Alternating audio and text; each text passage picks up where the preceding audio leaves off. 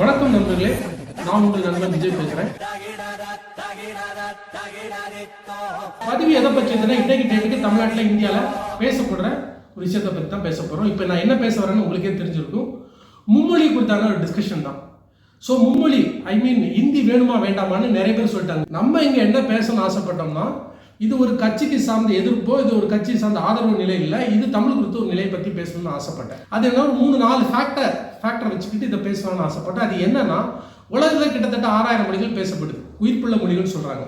மேஜரா இதில் பெரும்பான்மையான மக்களால் பேசப்படுற மொழி அப்படின்னு பார்த்துட்டா ஒரு 4 உண்டு. ஆங்கிலம், 2வது ஸ்பானிஷ், 3வது சைனாவில் பேசுகிற மேண்ட்ரின், 4வது இந்தியா பேசப்பட்ட ஹிந்தி. இந்த 4 மொழிகள் தான் பெரும்பான்மையான மக்களால் பேசப்படுது.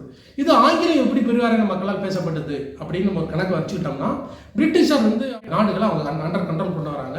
அதன் மூலமாட்டு அங்கே இங்கிலீஷ் கொண்டு சேர்க்குறாங்க. ஸோ இன்னைக்கு America, south Africa, New Zealand, Australia and Singapore இங்கெல்லாம் தாய்மொழியாட்டு இங்கிலீஷ் தான் இருக்குது.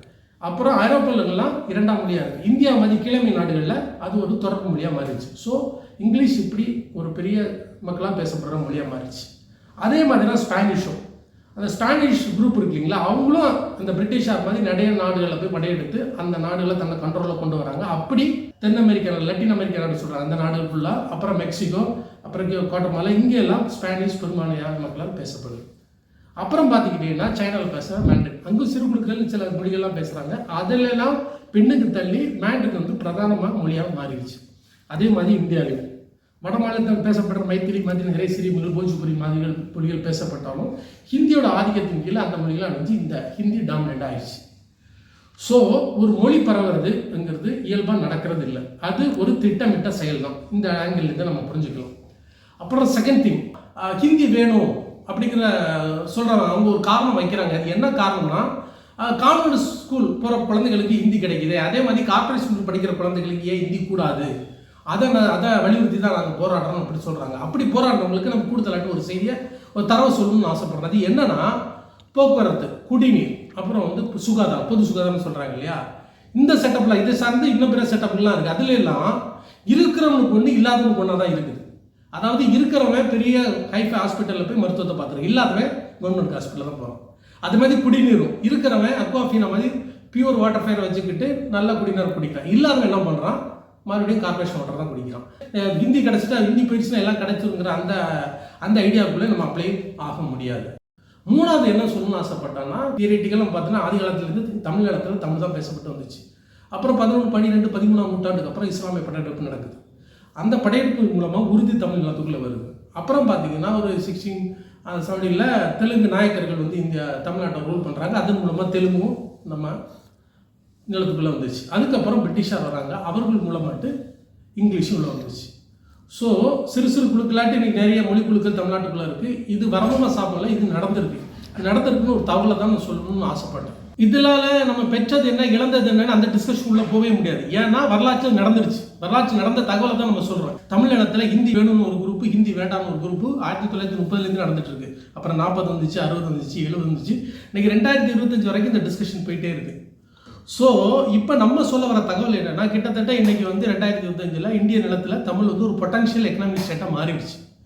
ஸோ நிறைய பேர் வேலைப்பை தேடி தமிழ்நாட்டுக்குள்ளே வராங்க. குறிப்பாக சொன்னால் வடகிழக்கு மாநிலங்கள், உத்தரப்பிரதேஷ், பீகார், வெஸ்ட் பெங்கால், ஒரிசா, இங்கேருந்து ஒரு குரூப்பு தமிழ்நாட்டுக்குள்ளே வேலை செஞ்சுட்டே இருக்காங்க. இது சென்சஸ் இன்னும் நம்ம எடுக்கிறதுனால கரெக்டாக நம்பர் தெரியல, குறைத்தட்ட 50 லட்சம் to 1 கோடி பேர் சொல்கிறாங்க. ஸோ இங்கே பொருளாதார தேடலுக்கு வந்துட்டாங்க. சில பேர் இந்த தாய் நிலத்திலே தங்கிடுவாங்க, சில பேர் இந்த பொருளாதாரம் ஈட்டிக்கிட்டு அவங்க ஸ்டேட்டுக்கு போயிடுவாங்க. இதோட பியூட்டி என்னன்னா, இப்படி வராங்க இல்லையா, வந்தவங்க நிச்சயமாக ஏதோ ஒரு தருணத்தை தமிழை கற்றுக்கிற நிலை வர ஆரம்பிக்கும். ஸோ இங்கேருந்து போகிறவங்க தமிழையும் கொண்டு போயிட்டாங்கன்னா, இந்த ஆங்கிலம், இந்த ஸ்பானிஷ், இந்த ஹிந்தி, இந்த மேண்ட்ரின் பிடிச்சிட அதிகமான ஒரு லாபமான வாய்ப்பு தமிழுக்கு கிடச்சிருக்கு. இப்போ அவங்க தாய் நிலத்துக்கு போகும்போது தமிழோட போயிட்டாங்கன்னா, அந்த நிலத்துக்கு நம்ம போகும்போது அவங்க தொடர்பு மொழியாக தமிழ் இருக்கும், நமக்கு போகிறதுக்கு ஈஸியாக இருக்கும். ஸோ தமிழ் பெரிய மொழியாட்டு தமிழகத்தில் இந்தியாவிலே ஆகிறதுக்கான ஒரு வாய்ப்பை தான் நான் சொல்லணும்னு ஆசைப்பட்டேன். ஸோ 2025 சினாரியோ 30, 40, 50 இந்த சினாரியோ மாறலாம். அப்போ தமிழ் வலிமைமிக்க ஒரு மொழியாக மாறதுக்கான வாய்ப்பு இருக்குது. இந்த வாய்ப்பை கேபிட்டலைஸ் பண்ணிக்கணுங்கிறது தான் இந்த வீடியோவோட பதிவு. ஸோ கடைசியாக என்ன சொல்லணும்னு ஆசைப்பட்டேன்னா, மொழி குறித்து நீயான ஒரு டிஸ்கஷன் வந்துச்சு. அந்த டிஸ்கஷனில் வட மாநிலத்தவர்கள், அதாவது மாற்று மொழிக்காரர்கள் தமிழோட இலக்கியத்திலையும் தமிழோட தரத்தையும் தன்னோட அறம் சார்ந்தும் வீரம் சார்ந்து நிறைய படித்து நிறைய விஷயம் எக்ஸைட்டாக சொன்னாங்க. ஆனால் அதில் கலந்துக்கிட்ட தமிழ் பிள்ளைகளுக்கு பாதி எழுத படிக்க தெரியல. இது இன்னைக்கு கரண்ட் சினாரியோ தமிழகத்தில் இருக்குது.